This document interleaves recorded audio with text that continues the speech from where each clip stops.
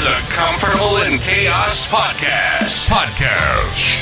Strangle your demons and let's go. Y'all need Jesus!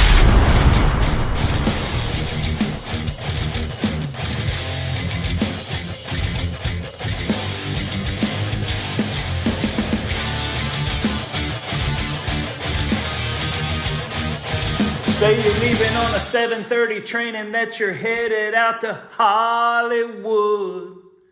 Girl, you've been giving me that line so many times that feeling bad looks good. Welcome to the Comfortable in Chaos Podcast. I am your host, Eric Hellberg. And you know, we're like Einstein over here, man. We have no special talents.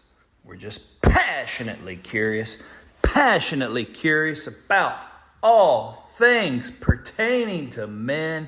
How in the hell did we get here, and where is it that we want to go? We know exactly where it is that we're going.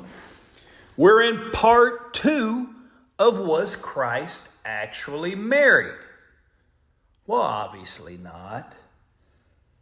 The equivocation is as husbands, we're married to our wives, and it's the same type of love as Christ demonstrated to his church, meaning all of us. So yeah, not actually married, no girlfriend, albeit Christ, 100% God, and 100% man. And that sent us into another realm, meaning if he was 100% man, and in the Gospel of Matthew, it references that he was tempted. So let's simply look at this. While Christ was a man, he was now infallible, albeit with the indwelling of his Father's Spirit, but still subject to sin. He could sin with the exercise of free will just like you and I. He just did one hellified job of not doing so. Now, is that simply because we're so far removed from the tree of Adam? I think so. While all that was playing out, being born and propagated, Christ was up in the heavens, right? Well, guess what? We have that power donated to us too, should we choose to tap in. Do we expect to be as fault-free as Christ? I don't think it's possible, but we can damn sure try, and we'll be rewarded for it. The world will be better for it. But you know who also knew that Christ was now a mortal man? Satan. So at the beginning of his earthly ministry, and that's what I was referencing in Matthew, what does Satan do? He tempts Christ, right? After a period of fasting, and he is now famished and weakened. Nope. Satan doesn't go up to the dude who just sowed seed in Joel Osteen's Lakewood Church, and the guy's feeling really smug, and he's done something for the kingdom. I'll tell you, he's actually being fooled. But then he goes home and he realizes, well, damn, Joel's bilked me out of a lot of money, and now I'm going to have a tough time making the next mortgage payment. So the Super Bowl's coming up. Dude offers him a Sunday square with, a high chance of winning. Here's the probable score. All right, pluck $5,000 down on that, and let's see if we can reap our reward. You're subject to sin more intensely when you are weakened in some capacity. Every man has his own construct. There are some similarities, but we are not all the same. So what does Christ get tempted with? Turn the stones into bread. You're hungry. Man does not live on bread alone, but by the word of my Father. He's told to throw himself down as his angels that have been with him his entire life, a life that has never ended, right? We don't even know where it began. It's infinite. They'll swoop down before he ever even hurts his heel. Don't test the Lord your God. Then he keeps him on same said mountaintop, overlooking all the dominions currently at that time on our worldly planet. I mean, Christ already had dominion over all those, but he could have accelerated his authority over the world at that time. So break up the master plan, and God had a plan. However, just like he has a plan for every one of our lives, when we sin, we violate ourselves. We also grieve the Lord who allowed us to be here. And Christ also could have circumvented the Lord's will with his own will. And what would have happened? Satan knew that he would alter that grand design. He could certainly throw a monkey wrench into it, and or God would have to come up with an entirely new plan, and we would modify from there, right? When you make a mistake in life, you have to modify and change course from there. So Jesus summarily dispatches Satan by simply going back to the Old Testament, good old Mosaic law, quotes Deuteronomy 3 times, and basically is letting us know then, I am the bridge. We're not doing away with the old. I just used it very effectively. It's right here and now. But we're going to step it up a notch. And here's where it all fits in and starts going a little more attuned to heart and relationship instead of do's and don'ts and actions.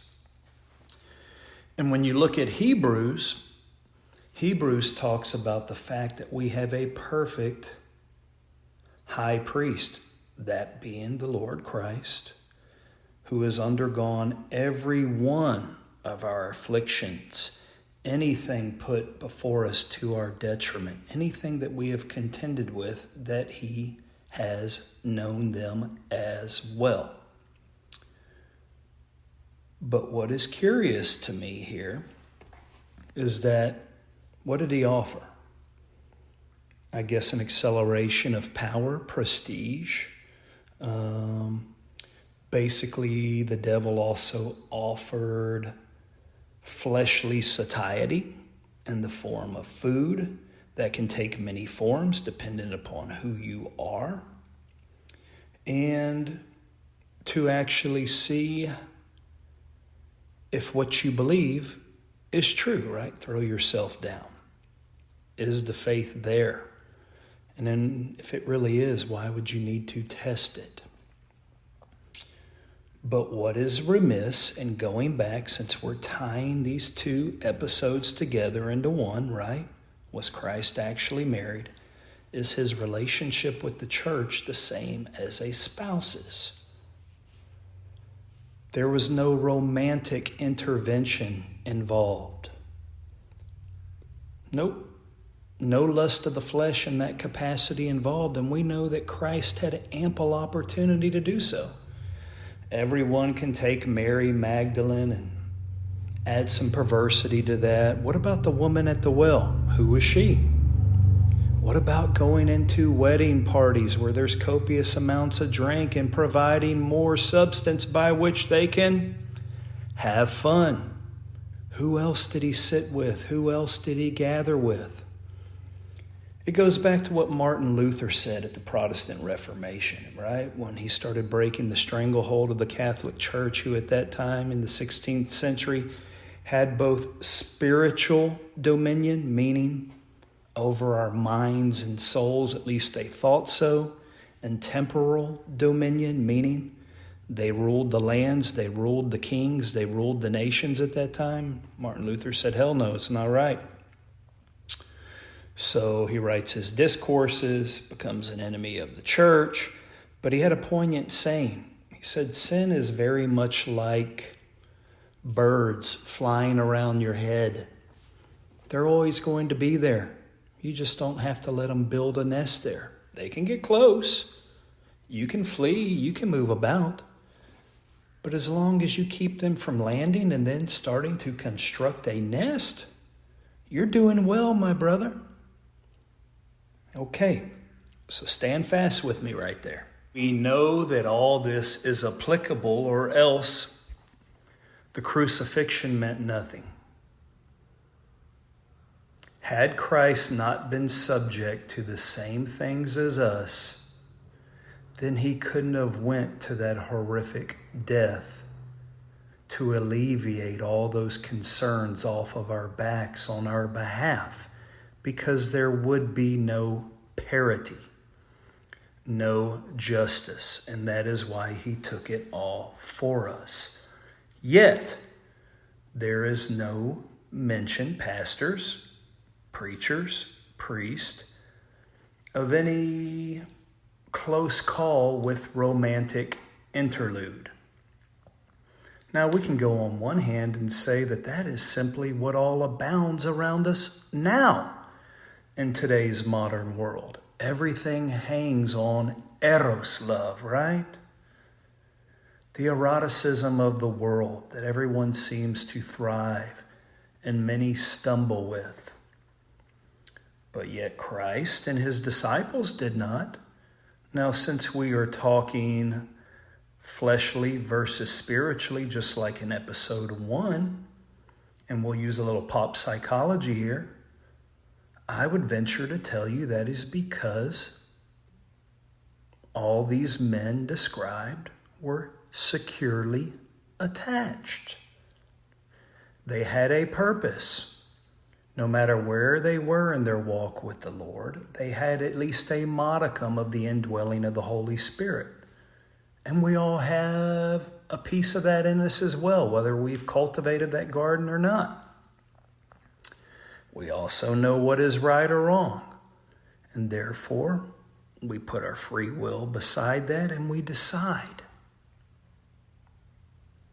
But I'm going to tell you that for these men, Christ included, it was a non-issue because they were already whole. And in that relationship, going back to Ephesians 5:25, love your wives as Christ loved the church.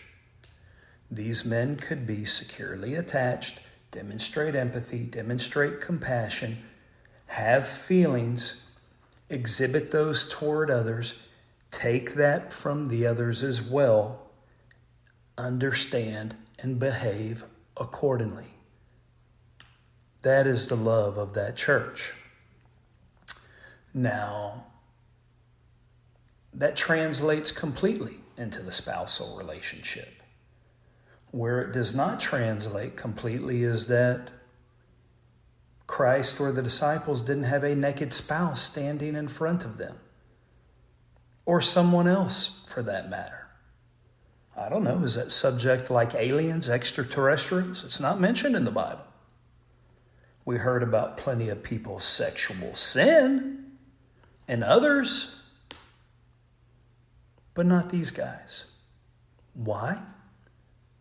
Because it was a non-issue for them, and it can be a non-issue for you, provided you have a purpose and you can feel fulfilled by how you interrelate with others around you. If you are full, you are in need of nothing. You will have no shortcomings.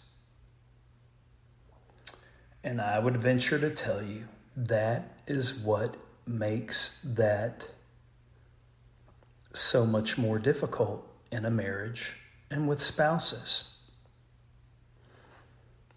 Those entering in are not full.